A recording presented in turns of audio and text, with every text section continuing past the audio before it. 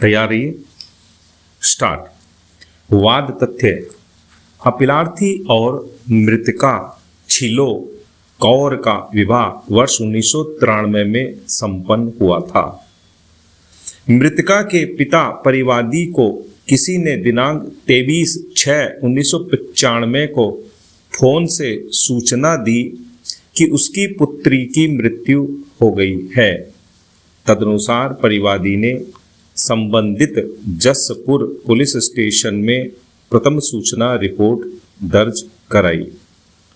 परिवादी का कथन था कि मृतका को दहेज के लिए प्रताड़ित किया जा रहा था और इसी के चलते दिनांक 22/6/1995 को उसकी हत्या कर दी गई तथा उन्हें सूचित किए बिना उसका उसी दिन अंतिम संस्कार भी कर दिया गया। अन्वेषणोपरांत विचारण न्यायालय ने अपीलार्थी, उसके भाई गुरमीत सिंह और उसकी मां संतो कौर को भारतीय दंड संहिता की धारा 304 ख, 498 क और 201 के अंतर्गत दोषी सिद्ध किया और 304 ख के अंतर्गत तीनों को 10 वर्ष के कठोर कारावास, धारा 498 क के अंतर्गत 2 वर्ष तथा धारा 201 के अंतर्गत 2 वर्ष के कारावास के दंड से दंडित किया। अभियुक्त गण की अपील पर उत्तराखंड उच्च न्यायालय नैनीताल ने अपीलार्थी के भाई एवं मां की दोष सिद्धि एवं दंडादेश को निरस्त करते हुए उन्हें सभी आरोपों से दोषमुक्त कर दिया, किंतु अपीलार्थी की सभी धाराओं में दोष सिद्धि को कायम रखा। फिर भी उसके धारा 304 ख के अंतर्गत 10 वर्ष के दंडादेश को कम करके 7 वर्ष कर दिया तथा शेष दंडादेश को कायम रखा। अतः अपीलार्थी ने यह अपील प्रस्तुत की। अपीलार्थी की सहायता के लिए न्याय मित्र नियुक्त किया गया। निर्णय 1। यदि अभियोजन के साक्ष्यों का परीक्षण किया जाए तो भारतीय दंड संहिता की धारा 304 ख और 498 क के अंतर्गत अपीलार्थी की दोष सिद्धि के लिए कोई भी मामला नहीं बनता है, क्योंकि किसी भी साक्षी ने यह कथन नहीं किया है कि मृतका के साथ कोई क्रूरता या उत्पीड़न किया गया था या मृत्यु से ठीक पूर्व दहेज की कोई मांग की गई थी। पक्षों का विवाह वर्ष 1993 में संपन्न हुआ और मृतका की मृत्यु 22/6/1995 को हुई।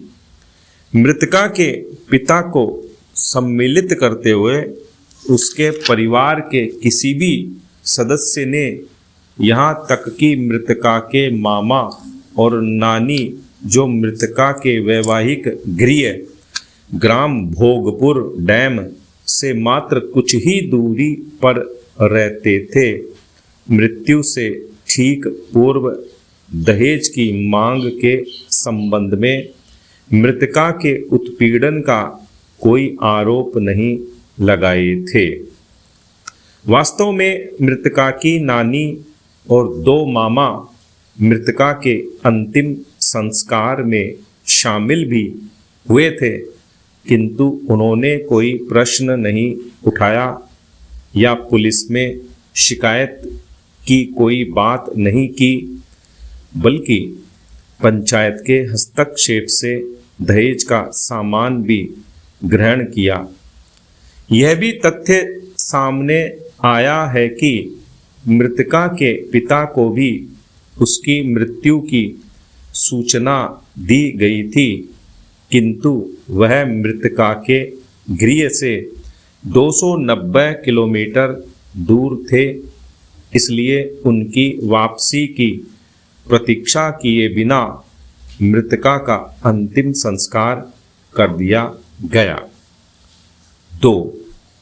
अपीलार्थी को भारतीय दंड संहिता की धारा 304 ख और 498 क के अंतर्गत यह उपधारणा करते हुए दोष सिद्ध किया गया है कि मृतका की मृत्यु विवाह के 7 वर्ष के भीतर हुई है। विराम। उठाए गए तर्कों का मूल्यांकन करने के लिए भारतीय दंड संहिता की धारा 304 ख और 498 क और भारतीय साक्ष्य अधिनियम की धारा 113 ख का अवलोकन आवश्यक है, जो निम्नवत है। प्रथम, धारा 304 ख दहेज मृत्यु। 1.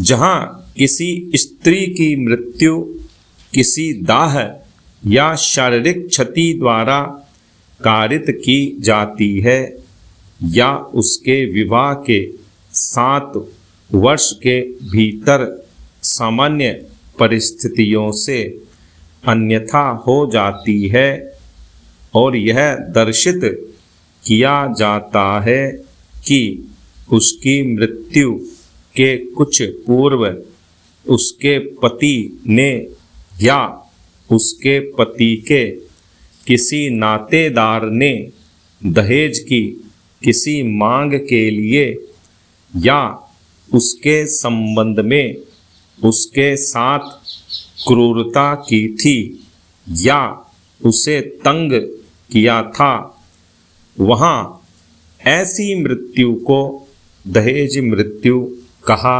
जाएगा और ऐसा पति या नातेदार उसकी मृत्यु कारित करने वाला समझा जाएगा। स्पष्टीकरण। इस उपधारा के प्रयोजनों के लिए दहेज का वही अर्थ है जो दहेज प्रतिषेध अधिनियम 1961 की धारा 2 में है। 2. जो कोई दहेज मृत्यु कारित करेगा वह कारावास से जिसकी अवधि 7 वर्ष से कम की नहीं होगी। विराम।